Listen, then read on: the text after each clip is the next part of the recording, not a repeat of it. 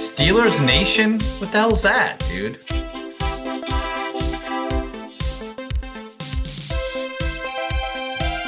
Hey, I'm Obi, that's Ed, and we are drinking from the Garden Hose, your favorite podcast. Find us wherever you get your favorite podcasts, whether it's Apple or Spotify or Google Podcasts, if that's the thing. Download us, like us, share us with your friends, please. That would be cool. We appreciate that. And of course, we'd like to hear your feedback, so give us comments. Ed, how are you?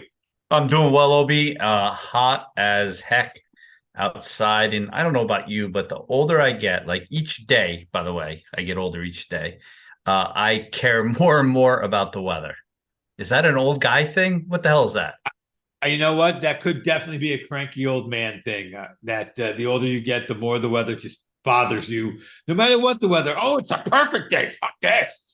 Yeah. I pay attention to how much it's going to rain. Then I get all nervous. It's going to rain too much and flood my house. But then when it doesn't rain enough, I'm all pissed that the goddamn weatherman was wrong and told me it was going to rain. So he got my anxiety up, but then I didn't have to. It's like I'm pissed about everything. Yeah, no, the weather is it's a very stressful subject.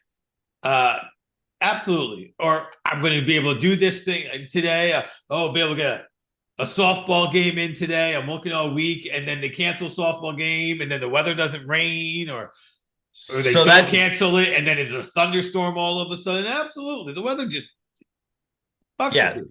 Yeah, well, it does. It does in general. And then you're like, oh, should I water the lawn today? Oh, no, it's supposed to rain today, so you don't water the lawn, and then it doesn't rain. And you're like, damn it, that's another day I didn't water the lawn. But you also don't want to be that idiot, because I judge people all the time. If their sprinklers are going and it's raining, I'm like, what an idiot. It's raining. Why is he watering his lawn? You don't want to be that guy. But Obi, the weather brings me to my topic that I wanted to talk about. And you talked about softball. So let's just talk right there. Like, weather is a big factor. You could have a tournament coming up and they could cancel the games because it's going to rain. And then it's a beautiful weekend. You're like, damn, we missed out on softball. Or you could be stuck out in the pouring rain or the freezing cold watching your kid play softball. So that's where weather goes into this. But Obi, I had an experience this weekend I have to share with you. Okay, and I am a little prepared for this. So we are going to talk about your softball. And I'm certainly going to compare it to what a basketball parent deals with versus a softball parent, because you get to live both those lives. And we're going to find out which one of your children is your favorite. But the first piece has nothing to do with it actually being softball. It could be any travel event. It could be dance competition, could be travel basketball, could be travel softball. And it's hotels. Oof. So hotels in general are not a problem for me, but I definitely have become spoiled as I've gotten older, and I have enough money to treat myself to nicer hotels from time to time. And I became acutely aware that my kids have also become spoiled, because we stayed at a hotel this weekend. So here's the thing about travel. If you're not involved in travel sports, there's the thing about staying with the team, right? So if you think about it, if there's a team of 15 girls, in which case this was this weekend, 15 girls, 15 families, you can't just go and say, oh, we're going to stay at the $400 a night hotel, because that eliminates some portion, if not the entire team, from staying together, right? So whoever's in charge of booking the hotel has to book a hotel that's borderline hourly. You know what I'm saying? Because you got to make sure all the families can stay together, right? So we book a Quality Inn for $190. First of all, $190 a night, which is it's a ripoff, but I guess because of the tournament, whatever. It's a ripoff. That ain't a cheap hotel. No, and it's a Quality Inn. So already, going into it, you're overpaying, right? Right. So I pull a boss move. I think I'm looking at the hotel, the hotel, and you got a choice of, and it was me, my wife, and my daughter going, and you could get 2 queen beds, you could get a king room with a sofa couch, or you could get a king suite for $10 more a night. Now I'm thinking I'm going to pull the boss move, and I'm going to get the suite. I'm going to be like the big swinging dick of the team, right? I'm going to get the king suite. Well, little did I know the king suite didn't have the sofa couch because they replaced it with a hot tub in the middle of the goddamn room. So we walk into this room and immediately my daughter goes, "Where's my bed?" She goes, "I ain't sleeping in that tub." So we determined that we had the farmer's honeymoon suite. Those are my 13-year-old daughter's terminology. She then proceeds to look in the bathroom and go, "I ain't showering in there. No way. That tub's too dirty." Now, the tub wasn't dirty. It was just that, maybe the grout lines weren't the cleanest, right? Right. Maybe there was peeling paint, bubbling paint on this was not a $200 a night hotel. There may have been ants. May have not been ants. I didn't see them. Alex says she saw them. And it was just one of those experiences, Obi, that you're just like, I just want to get the hell out of here as quickly as possible. Have you ever stayed in one of those hotels before? Yes, we have. And the thing is, I was blind to it. Like first of all, I've stayed in plenty of those hotels, but as an adult, only once. And I kind of missed it. I didn't even realize how I was super exhausted, super tired because I was doing all the driving. It was during the college tours with Sammy, and we had both boys with us. You know how I feel about traveling with 4 people as opposed to just 3. So I was at my wits end. And it was the hotel we were staying at in Syracuse, and at the end of the second day, my wife is continually complaining about the hotel. I'm like, "What are you talking about? The breakfast is fine and there's a bed." And then she starts taking me around the room and where do all these crumbs in the corner of the room from? We didn't eat here. What? Have you noticed that half the lights literally don't work in this hotel room? She starts taking me around this place because I was oblivious to it. Absolutely missed it. She's like, "Look at the boys' bedroom that they're using," because it did have 2. It was, oh my god, it was horrific, and it was like a regular brand, like a Hilton or a Hyatt, something not something you are expecting to be crazy expensive, but it wasn't the Quality Inn. It was a something hotel, but it was just old and decrepit. And my wife's never has let me book a hotel since without finding the hotel, approving of the price, and then being like, "Honey, why don't you read up about this hotel?" I don't think Alex is going to let me book a hotel either, because she was giving me crap about, "Oh, real smart, Dad. You book a room with only 1 bed. What are you thinking?" I mean, this is quotes coming out of her when we first walk in there. I wanted to get out of there so bad. But what's really funny is driving up there, she's like, "I can't believe we're staying at this Quality Inn, Dad. You know it's not a good hotel. Did you read the reviews?" I said, "No, I never read reviews in these situations because nothing good will come out of it." She goes, "Oh, yeah? Well, maybe I'll read them to you while you're driving." And she proceeds to read review after review after review. She goes, "This is a 2.2 star hotel, Dad. That's where we're going." I mean, clearly setting. I said, "But I got a suite."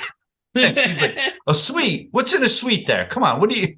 So, in any event, it reminded me of this one time when I was just dating my wife. We went to Great Adventure. We're going to the Jersey Shore. We're going to Wildwood, actually.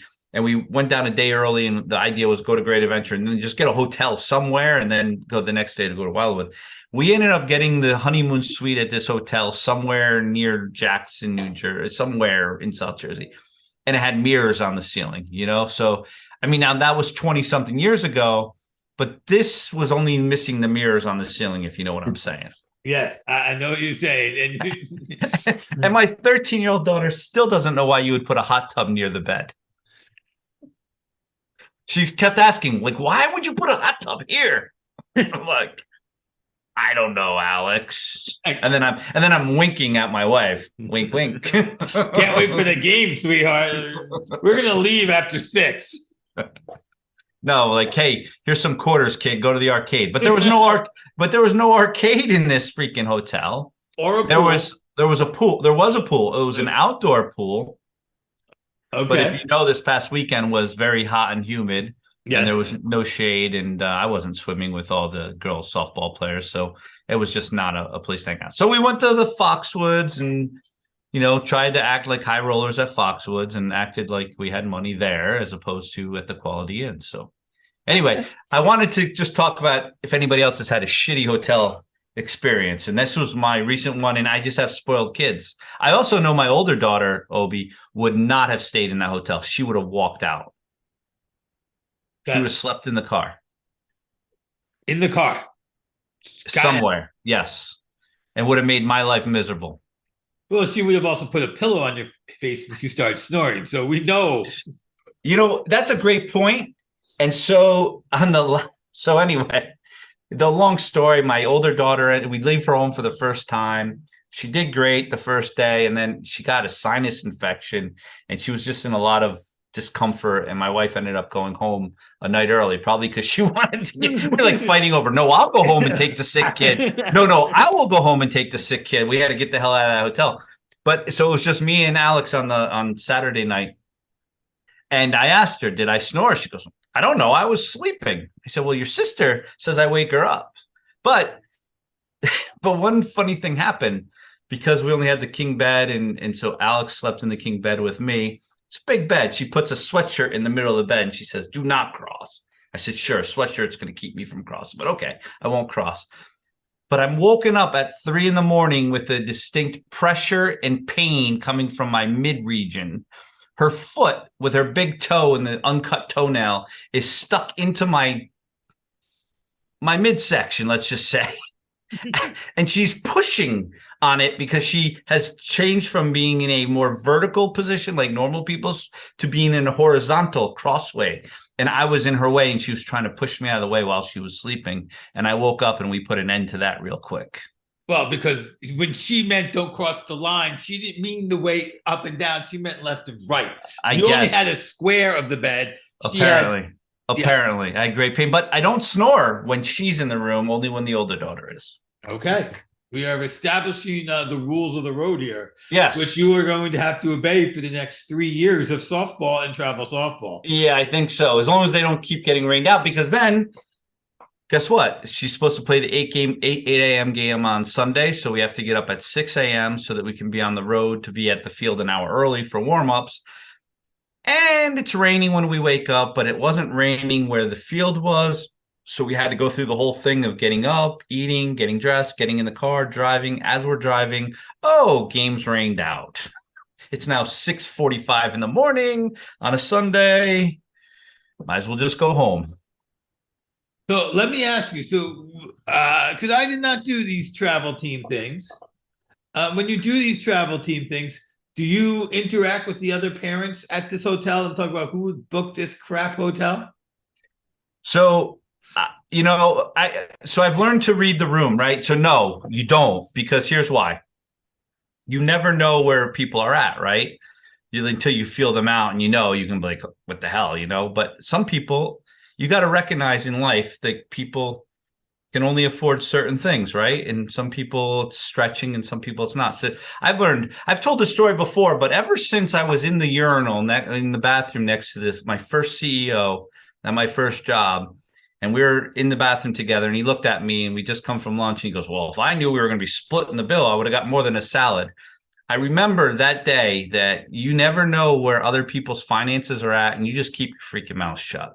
So no, I don't complain about that because I also know that someone had the hard choice of trying to get a good hotel that was affordable for everybody, right? So that you're going to have the people at the high end of the spectrum, the low end of the spectrum, and you got to accommodate all of them. So I just keep my mouth shut until I get on the podcast. Well, I mean, that's a good rule, especially you don't know just because somebody, it's not just what you earn, it's what you owe. And what decisions you made long ago that all weigh into what your situation is. So, yeah, that part's a pretty good rule. I guess what I was thinking is you may have known some of these parents well enough to know which ones to be like, another one of these hotels. But there was one guy that we were just it's you feel people out. So we were having a conversation the morning out. It was after the first night staying in the hotel. and we're there before the game on Saturday morning, and just the way the conversation could go, you could tell he wasn't super excited about the hotel. So then you throw a kind of a softball out there, like, "Yeah, what do you think of the hotel?" And they could say, "It's awesome. Did you see the breakfast?" And you're like, "Yeah, oh yeah, I got to go over here," But when he goes, "Yeah, piece of shit," you're like, "Yeah, you're my guy."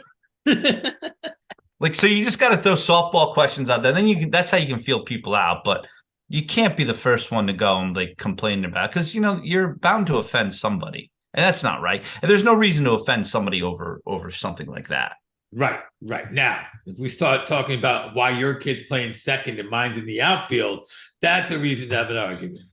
Or why your kid actually gets an at bat at all when they don't deserve to be on the field. And the fact is that my kid has to come out so your kid can get their one at bat. Yeah, we can talk about that, but I'm not gonna make you feel bad about your hotel. Fair enough. So Obi, on softball though, so then so we got home early yesterday because of the rain. And I had already complained about this once on this podcast about bats. When we were growing up, if you got an aluminum bat, I don't know, maybe it was $50. Maybe, I understand it was a light years ago and with inflation, but still, let's say inflation means it's $100 bat. If you want a good bat, and I say good bat, a bat that a girl feels comfortable going out in public and playing with, because I don't know how much better it hits the ball, but you're spending like $450 on a bat. Now, I've already talked about this, so that whatever, I've already gone through that sticker shock. But yesterday, we had to go to Dick's Sporting Goods. Alex needed to pick up shoes for volleyball because she's playing volleyball. Anyway, she goes, "Oh, we should take a look at mitts. My mitt's 3 years old, Dad. I need a new mitt." I'm like, "Well, yours works perfectly fine. And unless you're going to get a bigger mitt, I don't see the point." She goes, "Well, first of all, in softball, I have the biggest mitt. You can't get a bigger mitt. There's rules against it." I'm like, "Are you sure about that?" And so she gives me some cockamamie thing. So, but you got to get this Rawlings glove. And she shows me this Rawlings glove up over on the wall, and it's like locked to the wall. And I'm like, "Oh shit, that's a bad sign." I pick it up. It looks like any other mitt. And it's $300. When did baseball gloves, softball gloves become $300? Don't know, but I do know this. I still have my childhood mitt. So I can't imagine that she needs a new mitt. And that may be why they're $300, because it's like unless you end up, in the pros or maybe at college, you only buy one. So they got to charge a lot for it. So Obi, that thought went through my head. I was standing there at Dick's, like, for $300, this bad boy better last a lifetime. And I know it will, because again, I still have a mitt from when I was a kid. I get it. They last forever. But here's the thing about girls. You don't know this because you have sons. Girls don't hold on to anything for a lifetime. I mean, I know this because every guy here who's our age has entered a relationship with a t-shirt they loved and kept that t-shirt until it turned into a rag, while their spouse kept going, "That shirt is garbage. Get rid of it." You're like, "No, it's my favorite shirt. I'm going to keep this shirt." But there's a little hole nobody can see but you. I'm wearing my t-shirt. So yeah, I mean, I know it, but yeah. So I know this $300 mitt is just like a 2-year rental. It's a $150 rental because I got to buy another $300 mitt when she's a junior in high school. I already know this is how this plays out. And then when you give her that $1,000 because she went to FSU, FSU, you have to get FSU, a golden red one also.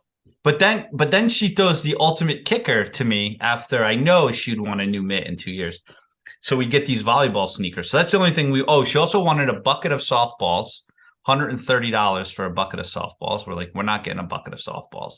Now, I will say the one thing about the bucket, not only was it filled with softballs, the top had a pad on it. So when you sit on it, it doesn't hurt your rear end. But the kicker of this whole thing, which I think is hilarious, is we buy the volleyball shoes. Now, volleyball shoes do wear out, like any shoes. Running shoes wear out. Shoes, like, even if they're in good condition, they're not in good condition because all the spring is out of them. But be that as it may, I say, "Oh, so, we'll probably have to get you volleyball shoes again next year." She's like, "Why? I could probably wear these a couple of years." I should start dying laughing in my own head because there's no way in hell she's not going to want the next model next year. No. I bought new wrestling shoes every year, and those do not get particularly worn year in and year out. But yes, of course, you got it. No, that's something. Not a new glove, but new shoes. I would. Hey, she's new to. She's not new to the sport thing. That's a lie. But And she's also not new to being a girl. no, obviously. Like, I mean, today she's running around the house spraying me with this beach spray she got at Bed Bath and Beyond or whatever, Bath and Body Works, whatever. And I'm like, I smell like a stripper now. She goes, no, you smell like the beach. I'm like, okay, same thing. And since we're talking about your kids, how is she handling knowing this is her last summer with her sister? For either of them, they're halfway through it now. Well, let's not tell them. They might not know. They haven't acted like it's their last summer together. So okay, I think they're both in denial. And I'm actually in denial too. Like, I don't know. There's like 5 weeks left before the older one goes off to college, and I haven't really. Not that I don't think about it, but I don't know. I don't see my life changing at all, which it's going to change mightily, obviously. But I think, yeah. So I get it. I think that the whole thing hits you when you drop your kid off. Like you see this as you're growing, as you have kids, and you see other people's kids go off to college, and they tell you how hard it was when they dropped their kid off at college, and you're like, "What are you, a loser?" Like it's not a shock. You knew you were dropping your kid off at college. Like how's it a shock? I'm starting to understand how that can be because I don't think anything's different. And then that day it's going to be very different. okay. Yeah, I was not. I had to do it alone because of how far away he went and how much stuff we had to put in the car in the trip. It wasn't that big. It wasn't a thing. I can tell you, it wasn't a thing. Well, it wasn't a thing because it was a dad and a son, probably. Probably. Yeah, I think a dad and a daughter and a mom no matter what. I mean, it was the thing. Here was the thing. Every step of the 2-day process, after every step, I had to call up at home and be like, here's what went down. This boring ass shit went down. And then this thing happened. And then you had to report back? Oh, yeah. I had to report constantly. Why didn't you just let her go? Because I wanted him to actually get to school and not be held, that would have been I saw some scenes, okay? Because what they did is they had us. This is what they did. It was a 2-day freshman orientation where the kids moved into their rooms on one night, but the parents had stuff to do through 2 days. So like it gave them time to help move them in. There's like a couple different moving in points. So the first thing before they move, you move in, you drop your kid off at this one bus stop, and the kids go to this orientation, and the parents get taken to the parent orientation. And there were some scenes there. There were some definite moments of agony going on. Really? See, it's interesting because they hadn't even moved the kid into the room yet. I got to think it's when I get all the, first of all, I'm not going to be happy about probably the elevator will be broken off to carry all this crap up the stairs. I'll be sweating and then, getting everything in there. And I'm sure I'll get yelled at because I put the stuff in the wrong spot. Like, I just know how this is all going to go. You know what? I am lying. I am misremembering. I shouldn't say lying because my wife, that must have been something else, but there were where they did that because I now remember moving my son in and then there not being a piece of furniture, or my wife and he wanted a piece of furniture. So we went with him to like Home Depot or Kohl's and bought something. So I did go with her. So I'm dreading that. I'm dreading to have to run out to the store in the middle of the move-in, right? That's a real thing. Stuff. Yeah. Like I already have the thing, hey, I only work 15 minutes away. I'll drop it off tomorrow when I go to work. Like anything to get out of it. But I still think so. I know I'm gonna have to deal with that part, which is just normal, right? And then I just think when everything's dead, we're just done. I think we're just gonna look around and go, all right, see you later. And then I think it'll hit me. Yeah, we took him to a really nice dinner, and then we left. I Yeah, think I'm hoping this goes quick and it could be a lunch I take her to, if you know what I'm saying. yeah. Well, we were, we had a 5 hour drive to his first school. Well, how much? Your drive's pretty long. No, an hour. It's an hour drive. See, that's the other thing is that she's only going to be an hour away. I don't think anybody's really thinking about, this is it forever. Like we're thinking we'll see you next weekend. Right. Okay. Yeah. I think that's what's going to happen. I think we're going to see her next weekend. It'll be Labor Day weekend. It's a 3-day weekend. I mean, I would think she's going to come home for the 3-day weekend. Plus, the other thing is it's a Jersey school, and Jersey kids are still like commuter kids, whether they live in the dorm. Even at Rutgers, if you remember, people went home every freaking weekend. Yeah. Even people who lived off campus went home, enough weekends. Yeah. I mean, it was not a commuter school, but people did go home. On the week, a lot of people went home on the weekend. Yeah. So I got to think Montclair is going to be the same way. And I got to think, especially Labor Day weekend, people are going to get the hell out of Dodge. So she'll be home like the next weekend. So we'll see. But no, the girls have not started to worry about that yet. We'll see how that all plays out. Okay. I also think there's a dynamic where, you got the older one who is concerned about it, right? But the younger one's like licking her chops, like, yeah, I got the house all to myself. I'm going to be in high school, a big kid in the house. Yeah, I think, yeah. What? Yeah, I think there's a lot of that going on in that young one's mind. She's also, she was also, she's just built different, if you know what I'm saying. Yeah, it's the name. It sounds like, something wrong with that name. Could be the name, could be the second born. I mean, I think I've heard this term retiring from parenting with your second and third kid, right? I think me and my wife might be retiring from parenting soon.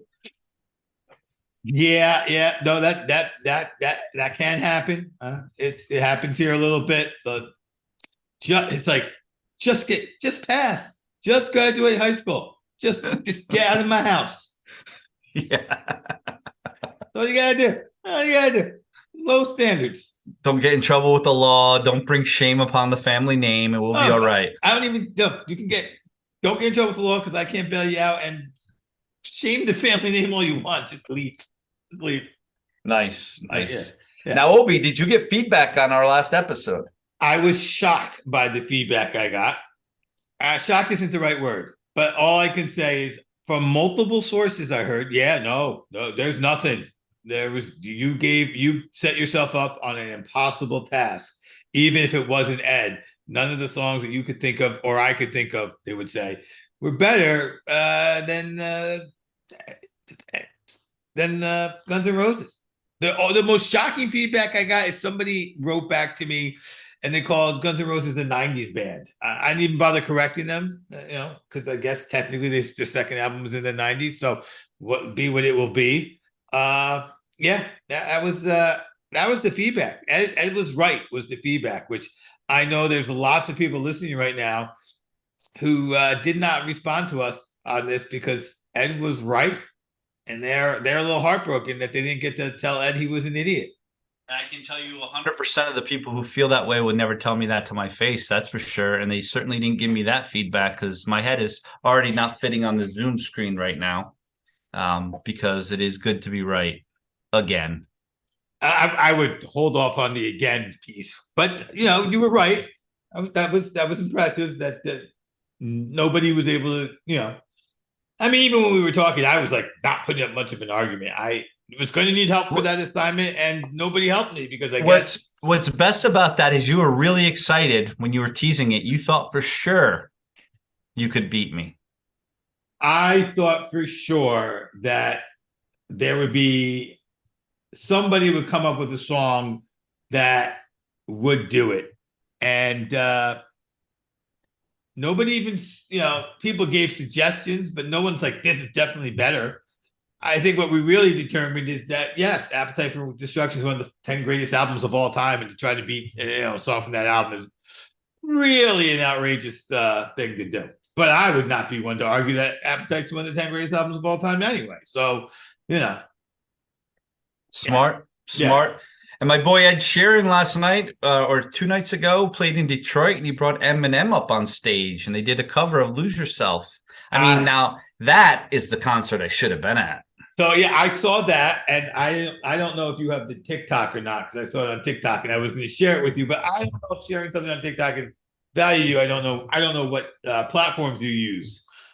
So I don't use the TikTok. However, apparently I must have an account because my kids share TikToks with me all the time, and I'm able to view them. And that's how I saw the Ed Sheeran Eminem cover, because it was a TikTok that was shared with me, and I watched it. Okay, In 2 weeks, I'll be able to watch it on Reels on Instagram, but I did see the TikTok. so you're basically one of those. I have TikTok just to see what people send me. I view it and then I turn off my TikTok. I don't go to the next video. Yeah, I don't even know that I have TikTok, to be honest with you. I just know that I get a text message with a link in it. I click on it and I'm able to watch it. Okay, you're literally that means you have the app on your phone. And what you would do is then if you swipe up, you would see another video. And it works just like Reels. So that means China knows what I ate for dinner last night.